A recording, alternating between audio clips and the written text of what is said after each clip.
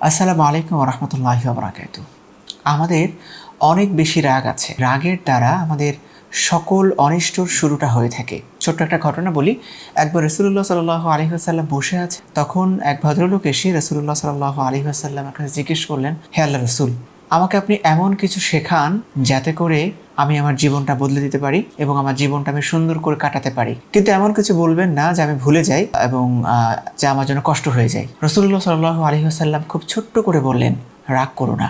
কাজেই এই ছোট্ট কথাটা থেকে আমরা বুঝতে পারি যে রাগ হচ্ছে আমাদের সকল অনিষ্টর শুরু। কাজেই আমরা যেখানেই থাকি না কেন রাগটাকে আমাদেরকে বিলীন করতে হবে। যদি আমরা রাগটাকে বিলীন করে ফেলি তাহলে আমি মনে করি আমাদের সব কিছু অনেক বেশি সহজ হবে, সুন্দর হবে। আজ থেকে আমরা একটা প্রত্যয় নিয়ে ফেলি, নিজের রাগটাকে প্রশমিত করে ফেলবো এবং নিজের মধ্যে পজিটিভ চিন্তার একটা সূচনা তৈরি করে ফেলবো ইনশাআল্লাহ।